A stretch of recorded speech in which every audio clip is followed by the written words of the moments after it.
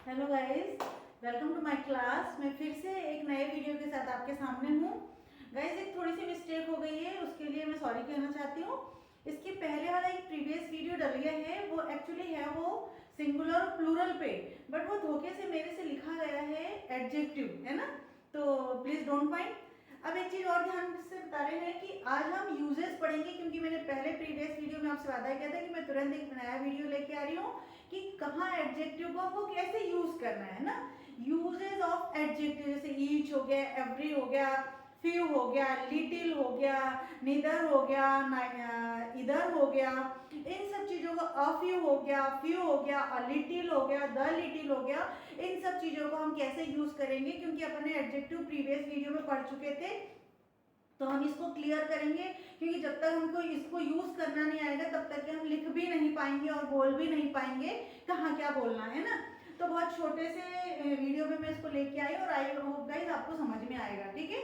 और एक चीज और गाइस, जब हम बिल्कुल बिगनर्स होते हैं, बहुत सारी मिस्टेक करते हैं और करना ही पड़ता है, बिना मिस्टेक के कोई नहीं सुधरा है आगे, है ना। तो please please don't don't criticise other. किसी को ना तो क्रिटिसाइज करो और ना ही आप हो, क्योंकि पहली बात तो ये है कि हमारी नेटिव लैंग्वेज ने इस चीज को बिल्कुल में ध्यान में रखना है। क्योंकि जब हम ऐसे बच्चों को देखते हैं और हम ट्यूशन पढ़ाते हैं और जब कोई चीज पढ़ाते हैं तो बच्चे वहां से आकर के थोड़ा सा एक नर्वस हो जाते हैं कि मैम हमने वहां ऐसा बोला और गलत हो गया। तो गाइज मैं आप सबसे बोलना चाहती हूँ, आप मुझे पता है कि आप सब बहुत इंटेलिजेंट हो और बहुत अच्छी इंग्लिश बोलते हो और बहुत अच्छे इंग्लिश में जो आपकी कमांड है, बट गाइज ये भी हो सकता है कि हमारी लैंग्वेज ना होने के नाते वो बच्चे जो स्टूडेंट्स हैं, चाहे वो एमए हो कर चुके हैं, बीएड कर चुके हैं, डजंट मैटर, अगर उनकी इंग्लिश लैंग्वेज नहीं थी, वो नहीं पढ़ पाए, तो उन्हें किसी भी प्रकार का क्रिटिसाइज न करें। क्योंकि ये उनका मनोबल बढ़ाने के लिए या मनोबल कम करने के लिए हम पढ़ाई नहीं करवाते हैं, हर किसी को ऊपर उठाने के लिए हम पढ़ाई करवाते हैं। क्योंकि अगर वो आज उनका मनोबल टूट गया, आज अगर वो डीमोटिवेट हो गए, तो उनको फिर से उस स्टेप पर चढ़ने के लिए उन्हें उससे पीछे से फिर से छलांग मारनी पड़ेगी और उसको और हार्ड वर्क करना पड़ेगा। तो प्लीज गाइस, किसी को भी डीमोटिवेट नहीं, अगर मोटिवेट नहीं कर सकते तो ना करें, एटलीस्ट डीमोटिवेट तो बिल्कुल भी नहीं करें, है ना। क्योंकि उस आप नहीं जानते हैं कि वो किस मानसिक स्थिति से गुजर रहा है, वो कैसी मानसिक स्थिति में सीख रहा है, उसकी क्या कंडीशन रही होगी, है ना। तो कम से कम हम उसको मोटिवेट नहीं कर सकते हैं, बाय फेस नहीं बोल सकते, तो कम से कम डीमोटिवेट उसको बिल्कुल ना करें, ठीक है गाइस। अब चलते हैं अपन आगे। यूजेज ऑफ एडजेक्टिव, तो कहाँ कैसे यूज करना है अपन बताएंगे। सबसे पहले तो ईच और एवरी को लेके आते हैं, क्योंकि अक्सर अपन इसको लेते हैं तो ईच और एवरी के साथ हमेशा सिंगुलर लगता है ना, सिंगुलर नाउन भी लगता है और सिंगुलर वर्ब का भी प्रयोग किया जाता है। जैसे देखेंगे अपने एक एग्जांपल में, each student gets a chocolate, each and every student please sit there, है ना, वहां पे बैठ जाओ, ठीक है। ऐसे बोलते हैं ना, ईच एंड एवरी, सब कोई सिंगल सिंगल बच्चा भी वहां पे है तो वो वहां पर बैठ जाए। एवरी सीट वॉज ऑक्यूपाइड, हर एक सीट ऑक्यूपाइड की गई थी, वहां से भरी हुई थी ना, उसको कैच कर रखा था ना, जैसे कुछ बैठ रहे हो तो बोलते हैं हमारी सीट है, हमारी सीट करते हैं ना कई बार, तो उसको ऑक्यूपाइड करा हुआ भरा हुआ था, ठीक है। इस प्रकार से ध्यान में रखना। नेक्स्ट लॉ देख लेंगे, रूल देख लेंगे। ईच और एवरी दोनों का अर्थ समान है ना, ऑलमोस्ट अपन ईच और एवरी को साथ में भी कह सकते हैं। ईच का प्रयोग दो या दो से अधिक के लिए भी होता है, ध्यान से सुनना, दो या दो से अधिक के लिए भी होता है, परंतु एवरी का उपयोग दो से अधिक के लिए ही होता है, ठीक है ना। एक एग्जांपल में देख लेंगे, each of the two girls, जैसे दो लड़कियां हैं उनमें से दोनों, each of the two girls मतलब वो भी है और वो भी है, उनमें से दोनों गेट्स अ प्राइज, उन दोनों को क्या मिलता है, प्राइज मिलता है, ठीक है ना। फिर एवरी, अब देखो इसमें से दो, एवरी को दो या दो से अधिक के लिए यूज करेंगे। सपोज आपके पास 3 लड़कियां हैं, 6 लड़कियां हैं, 10 लड़कियां हैं, तब हम एवरी का यूज करेंगे। अगर दो है तो उसमें से मैंने कंपैरिजन बता दिया है, ठीक है। एवरी का देखेंगे, every student gets a prize, हर स्टूडेंट्स को प्राइज मिलता है ना, हर स्टूडेंट्स को। अब गाइस छोटा सा अंतर मेरे अकॉर्डिंग समझा देती हूँ उसको मैं, है ना, बिल्कुल बेसिक के हिसाब से। अब आप दो दोस्तों हो, प्रसाद लेने गए हो या कोई मार्केट में कोई चीज लेने गए, दोनों को वो चीज मिल चुकी है ना, तो ईच गेट्स, ठीक है।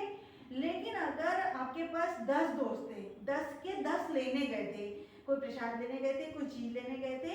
तो सपोज अगर आपने लेते लेते अब आप 1 को भूल गए, 9 को मिल चुका है, 10 को नहीं मिला, ठीक है ना, 10 वाले बच्चों को नहीं मिला, लेकिन फिर भी वहां पे आप ई चीज नहीं कह सकते, आप एवरी स्टूडेंट गेट्स, है ना, ठीक है ना, ऐसा कह सकते हो कि got it, we got it, हमें मिल चुका है ना, किसको मिल गया, एवरी स्टूडेंट गॉट इट, तो हर किसी को मिल गया।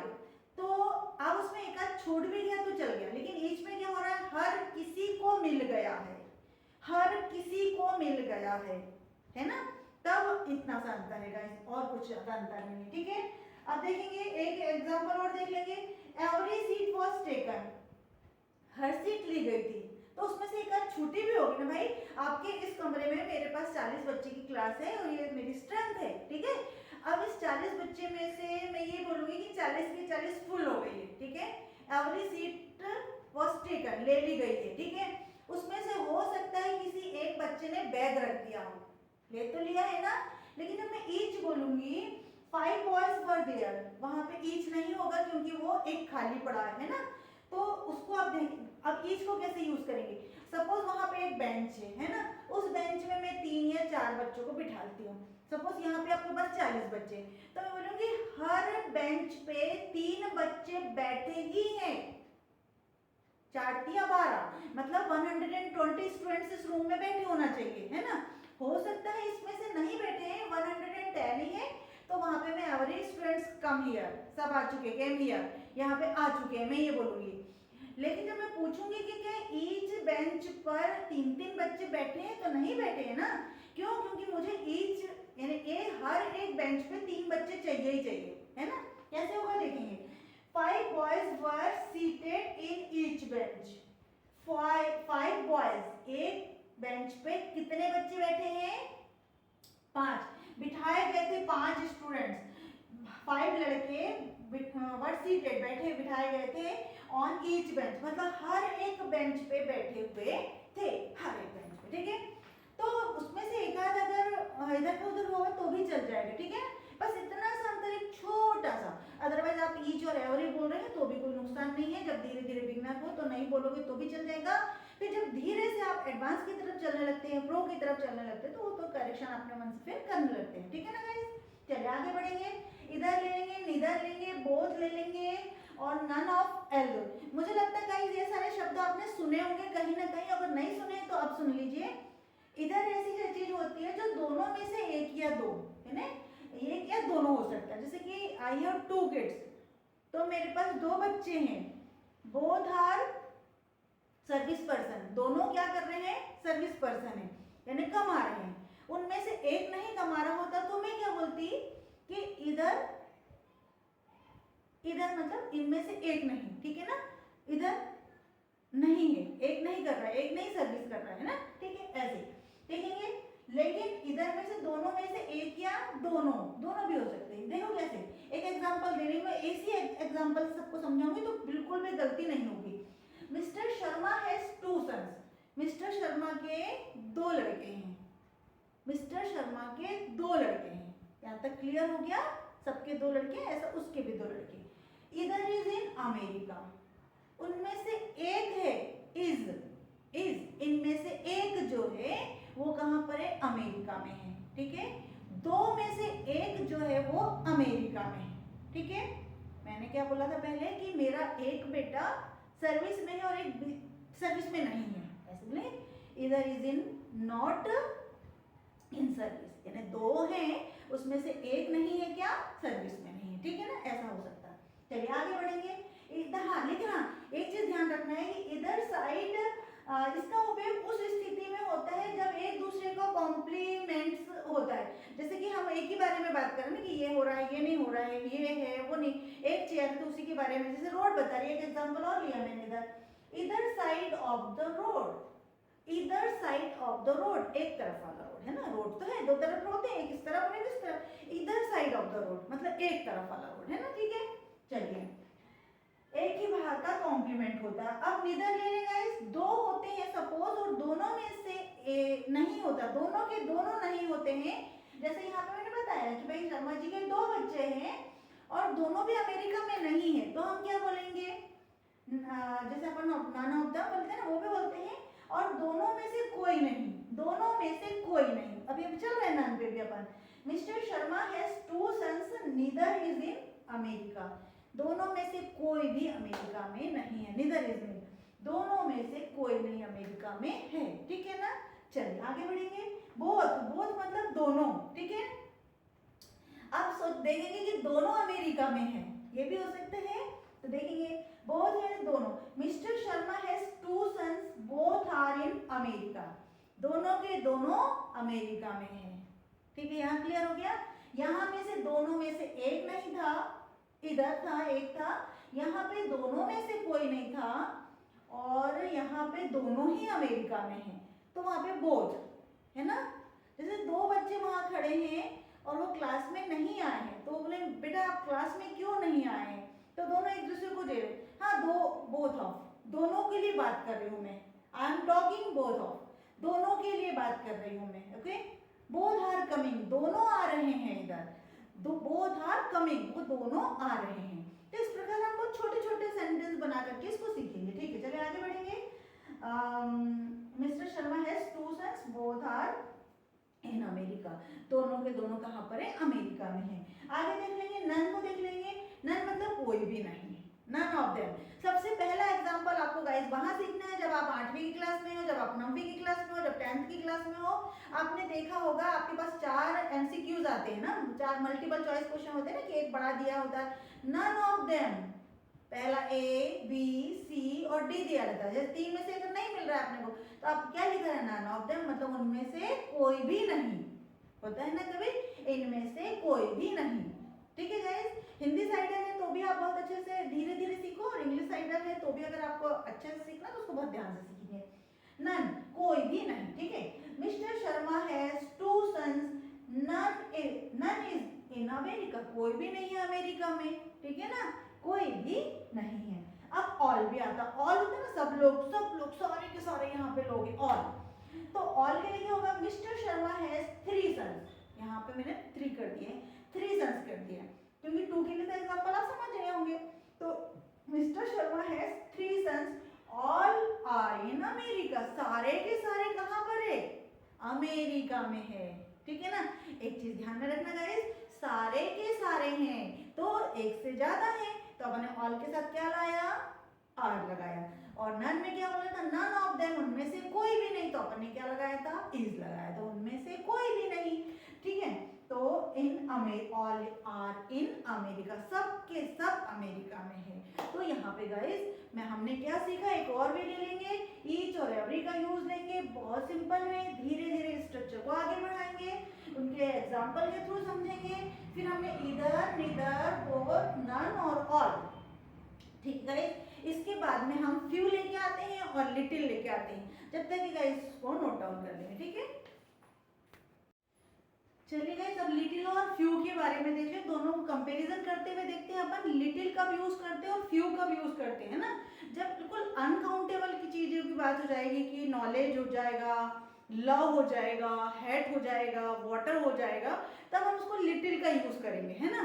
और जब हम काउंटेबल की बात करेंगे 1 2 3 4 5 काउंटेबल, तो हम वहां पे फ्यू का यूज करेंगे, है ना। तो एडजेक्टिव की अगली सीरीज में हम फिर से देखते हैं little, a little, the little, है ना। यहाँ पे देखेंगे कंपैरिजन करते हुए few, a few, the few, ठीक है। यहाँ पे जरा इसका ध्यान करेंगे कि लिटिल का प्रयोग हम अनकाउंटेबल के साथ करते हैं, है ना। जैसे कि अगर हमने एक एग्जांपल लेंगे, यहाँ पे लिटिल एकदम पहला वर्ड होता है लिटिल, उसमें ना अ लगा है और ना ही द लगा है। आई हैव लिटिल नॉलेज, ऐसा बोलेंगे ना, मेरे पास थोड़ा नॉलेज है, मतलब थोड़ा है मतलब बिल्कुल भी कम नॉलेज। जैसे मैंने पहले बोला कि भाई मेरे को तो इंग्लिश के बारे में कोई बहुत बड़ा नॉलेज नहीं है, हाँ जरूर ABCD या कुछ छोटे मोटे सेंटेंसेस जानती हूँ मैं। जैसे अपन बिगनर यही होते हैं ना, शुरुआत में तो यही बोलते हैं कि भाई हम तो इंग्लिश जो स्कूल में सीखा है उतना ही है, 33 मार्क्स और 17 मार्क्स हमको मिल जाते हैं, तब होते हैं, तो इनफ है, इतना उसके लिए इनफ है, ठीक है। तो वो कह सकता है ऐसी कंडीशन में कि आई हैव लिटिल नॉलेज, मेरे इन इंग्लिश में मुझे क्या है, थोड़ा लिटिल नॉलेज है, मतलब नगण्य के बराबर है, इसलिए मुझे लर्न, इसलिए मैं कोचिंग आ रहा हूँ, है ना। जैसे कल आपने बोला था ना मुझसे कि मैम मुझे तो आप बेसिक से सिखाइए, बिगनर्स हूँ मैं एकदम, ABCD सिखाइए। तो मतलब आपके पास नॉलेज था लेकिन वो इनफ नहीं था, तो वो आप बोलना चाहते हो कि मैं ऐसा कर रहा हूँ, ठीक है ना। तो ये डिटेल समझ में आया। यहाँ पे एक एग्जांपल ले लेंगे, कुछ नहीं और नहीं के बराबर, जिसको बोलते हैं कुछ नहीं के बराबर, ठीक है। शी हैज लिटिल वाटर, उसके पास वाटर तो है। सपोज गर्मी के टाइम में हम बोलते हैं ना शी हैज लिटिल वाटर है, मत मांगो उससे उतना, उसके लिए मतलब उतना नहीं है कि वो तुम्हें भी दे दे, ठीक है ना। बॉटल है, आप लोग बस में जा रहे हैं, ट्रेन में जा रहे हैं, उसके पास बहुत कम वाटर है और हम बोल देते हैं कि शी हैज लिटिल वाटर, आने लगाया लिटिल वाटर, मतलब इतना है नगण्य के बराबर, वो खुद ही एक दो घूंट पी लेगी तो चल जाएगा, हमारे लिए वो इनफ नहीं है, इसलिए मत मांगो, ठीक है ना। तो शी हैज लिटिल वाटर मतलब ना के बराबर पानी है, ठीक है। चलिए आगे देखेंगे, ही हैज लिटिल नॉलेज, ये मैंने अभी बता दिया आपको कि उसके पास थोड़ा कम नॉलेज है, वो चाहे तो गेन कर सकता है। वो नगण्य के बराबर है, मतलब इफ ही वांट्स, अगर वो चाहता है तो वो थोड़ा सा और नॉलेज ले सकता है ना, ठीक है। आगे बढ़ेंगे ना, आगे बी में देखेंगे सेकंड वाला अ लिटिल, अपन ने लिटिल के आगे क्या लगा दिया, अ लगा दिया। अ लिटिल मतलब कुछ थोड़ा सा, ठीक है। She has a little water, ठीक है, उसके पास एक थोड़ा पानी है, मतलब इतना कि कुछ तो है थोड़ा सा, अगर आप चाहो तो ले सकते हो, ठीक है ना। इतना तो है कि मेरा भी हो जाएगा और तुम्हारा भी है, हो जाएगा उसमें मेरे पास, ठीक है ना, तो थोड़ा बहुत आप ले सकते हो। She has a little water, समझ जाएंगे ना कि मतलब इतना तो है कि आप भी ले सकते हो, मैं भी ले सकता हूँ।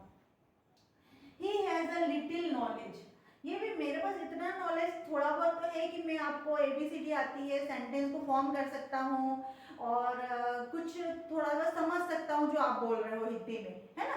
इंग्लिश तो इंग्लिश नहीं सीख रहा हूँ लेकिन मैं इंग्लिश में अगर आप हिंदी में बोल रहे हो तो उसको समझ सकता हूँ, ठीक है।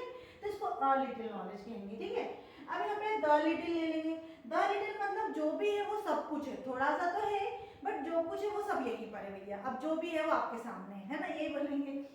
The little water we have you can take, मतलब जो भी वाटर है भैया आप सबको इसी में मिल बांट के करना है, तो जो भी जो थोड़ा बहुत पानी है वो ले लो, है तो है थोड़ा बहुत ही है बट वो ले लो, ठीक है ना। मतलब आप भी ले सकते हो, हम भी ले सकते हैं, यूज कर सकते हो उसको, ठीक है। The little knowledge I have, the little not मतलब जो भी है तो है भी, अब जो नॉलेज है तो है मेरे पास, जो भी है इनफ है, इतना मेरे लिए, अब मैं चाहूँ तो गेन करूँ, ना चाहूँ तो इतना मेरे लिए पर्याप्त है, आगे बढ़ना नहीं बढ़ना मेरी मर्जी, ठीक है ना।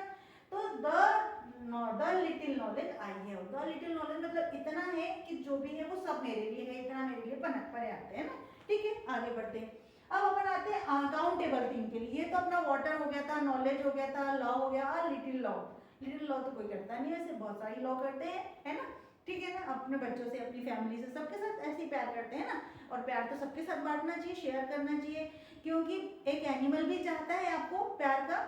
अगर आपने एक डॉग को और एक बिल्ली को एक टुकड़ा भी दे दिया तो वो भी तो प्यार चाहता है ना। तो द लिटिल लॉ, इतना लॉ तो है कि जो हम उसको भी दे सकते हैं, इतना लॉ तो हमारे अंदर होता है ना कि हम उसे भी दे सकते हैं, ठीक है। आगे बढ़ेंगे, फ्यू देखेंगे, अ फ्यू देखेंगे, द फ्यू देखेंगे, सेम वही देंगे, इसलिए मैंने कंपैरिजन करते हुए लाया है यहाँ पे, काउंटेबल के साथ उसका यूज किया जाता है। अब देखो फ्यू ले लेंगे, इतना नगण्य बोलते हैं, नगण्य बिल्कुल न के बराबर, बिल्कुल भी ना के बराबर। अब सपोज मेरे पास एक पेन है ना, सपोज मेरे पास एक पेन है, इसमें रिफिल तो है लेकिन बिल्कुल इतनी सी है, इतनी सी है रिफिल, है ना, मैंने यहाँ पे लिखा भी शायद, जब पेन खाली हो, इसका एग्जांपल इसलिए ले रही हूँ कि हमारे पास बच्चे अक्सर ऐसे आते हैं। अब उसमें इतना सही है और मुझे लिखाना पूरा इतना सारा है, तो आप लोग क्या बोलते हो कि मैम मेरे पास तो इतना सा ही पेन है, पेन तो है बट इतना भी नहीं है कि मैं आपका पूरा एक 40 मिनट का पीरियड, 1 घंटे का पीरियड ले लूं, ठीक है ना। तो नगण्य के बराबर, फ्यू पीपल आर इंटरेस्टेड मतलब कुछ ही पीपल, नहीं के बराबर। जैसे भी बोलते हैं ना कि भागवत सुनने जाना है, तो बोलते हैं ना कुछ ही लोग इंटरेस्ट के साथ सीखते हैं, अदरवाइज बाकी तो लोग सोते रहते हैं ना, ये होता है। तो वो यही कहना चाह रहे हैं कि फ्यू पीपल मतलब उसके आगे ना अ लगा है और ना ही द लगा है, मतलब few people.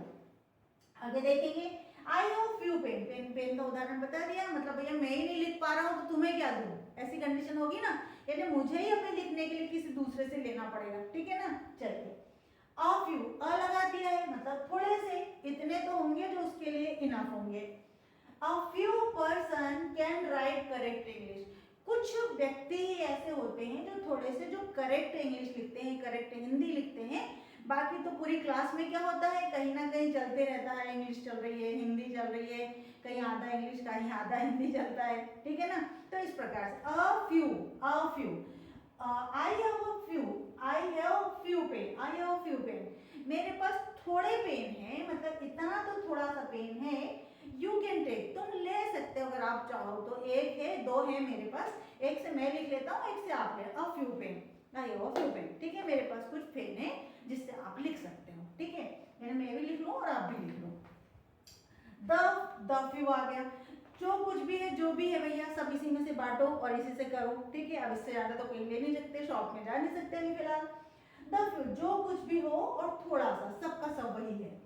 The few pen we had, the few pen we had have lost, जो भी पेन थे हमारे पास, सपोज एक बैग में रखे थे, कंपास में रखे थे, the few pen we had, हमारे पास थे, वी हैड मतलब हमारे पास थे, हैव लॉस्ट, खो चुके हैं। हम शायद घर से आ रहे, घर से निकले थे तो बहुत सारे पेन हम लेके रहे और निकले होंगे, सब लोगों ने एक ही बैग में रख दिया होगा, एक ही कंपास में रखा, और कंपास क्या हो गया, साइकिल या गाड़ी में से, डिक्की में से गिर गया तो सबके सब लॉस्ट हो गए, घूम गए। तो बोल रहे हैं द फ्यू पेन, मतलब इतने थे कि हम सबका हो सकता था उसमें, the few pen we have lost, हम उसको खो चुके हैं, ठीक है। द फ्यू फ्रेंड, कुछ फ्रेंड जो भी थे भाई हमारे पास 8-10 जो भी थे, 4 दोस्त थे, रूममेट हो सकते हैं, कुछ भी दोस्त हो सकते हैं। The few friend I had, मेरे पास थे, were invited for the party, invite किए जा चुके थे, यानी कि इनवाइट किए गए थे उनको, जो भी थे भाई, 4 दोस्त होंगे, 5 होंगे, सबको क्या किया गया था, इनवाइट किया गया था पार्टी के लिए। बर्थडे पार्टी हो सकती है, रिसेप्शन पार्टी हो सकती है, कुछ भी हो सकता है, उसमें उन सबको भाई जितने भी थे सबको बुला लिया गया था, है ना, ठीक है। तो गाइस मुझे लगता है कि यहाँ पे आपको समझ में आ गया होगा, ऐसे करके आपको एडजेक्टिव को यूज करना है। अब अपन आगे बढ़ेंगे तो उसके साथ भी बहुत सारे लेके आएंगे, एल्डर लेके आएंगे, ओल्डेस्ट लेके आएंगे, इन छोटी छोटी चीजों से आगे बढ़ते जाइए और अपनी इंग्लिश को एनहांस करते जाइए। और आई होप गाइज आप बहुत अच्छे पढ़ रहे होंगे और बिल्कुल भी डरिए नहीं, आप आगे बढ़ सकते हो, यू कैन डू इट और definitely you can do it. Thank you for watching me.